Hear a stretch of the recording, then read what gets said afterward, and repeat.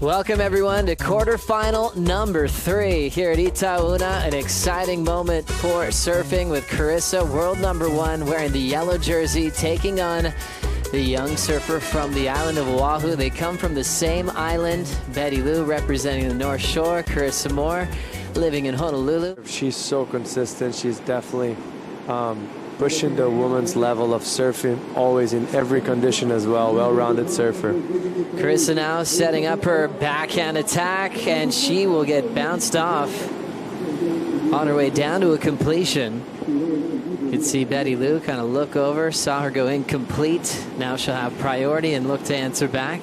Molly winning her first event at Sunset, as we see Carissa on a wedging left, ton of speed, tags the lip. Now Carissa on the wind up, she'll throw down a turn in the pocket. It's like right when she was winding up through the mid face, it was like there was some glue on the open face that grabbed her board just for a second, but still managed to finish with a second turn. A nice peak, and as she bottom turn right there, she kind of already loses the rail, the inside rail, so she did the first turn in an awkward position, and that kind of, and wasn't able to get either of them. So maybe a good opportunity for Sakura to capitalize in this moment. Right there, getting a backside turn off. Bettylou throws down the wrap and then kicks out. So starting strong, her backhand was her weapon. As we roll in with Bettylou on the replay. Yeah, kind of a shouldery wave. I almost hoped that she would wait a little longer, maybe try right here. Bettylou. Nice turn off the top from Bettylou. Perfect timing on the oncoming section. She rides out of it. That'll be enough for a lead change.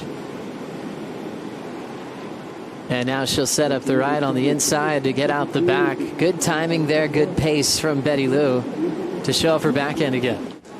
Yeah, this is just identifying what the judges want to see and just put into practice in, like 2 major turns, combination of maneuvers, perfect time. That was, I think, Carissa up and riding right now. Bigger wall for Carissa to work with, coming off her first carve. Slices it again. Kind of keeping that projection down the line as she fits in another big turn. So definitely capitalizing on the size of the wave compared to Bettylou's.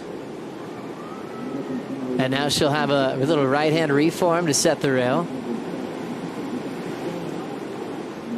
There's the stall. Not much left here, but she'll still milk it. Finds a final turn. Well done for Carissa to ride away. We'll see this wave from start to finish. Yes, this is much better for Carissa right here. Just very well timed and just solid surfing. But on the other hand, just a wave that didn't have as many steep an opportunity as the previous wave. But great surfing for her. She looks solid. She probably shaked it off. The wobble she had on the wave before, and just keeping herself on top of the board and finish it up very strong.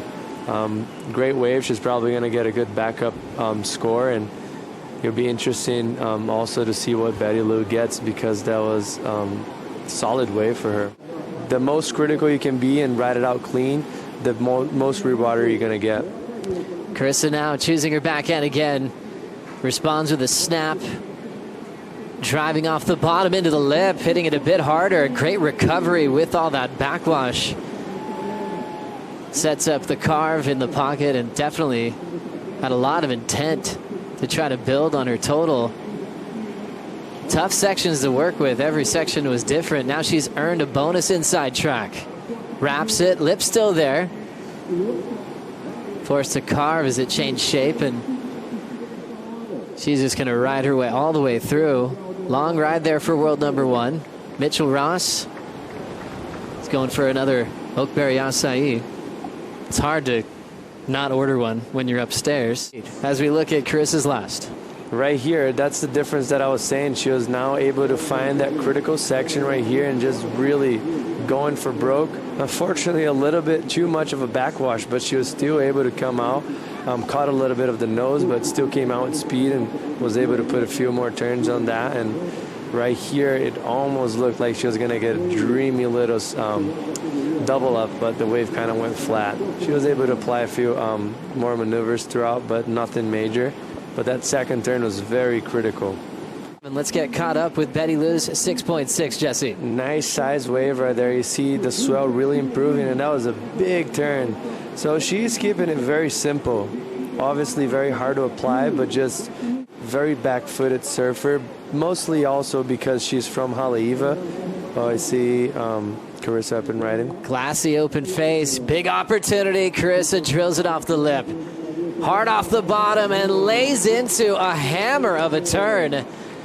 And that was a lethal combination from world number 1. And that was a huge mistake from Bettylou, because I think she had priority on that and let that one go. And Carissa did damage on that. So much drive throughout those turns. As you see right here, nice clean wave, doubled up, and see how much drive she gets on that first turn. And right here, just unleashing, really pushing hard that rail. Perfect clean cut throughout the wave, and yeah, that was an amazing wave for me. This is going to be probably on the best wave of the heat so far, and probably excellent.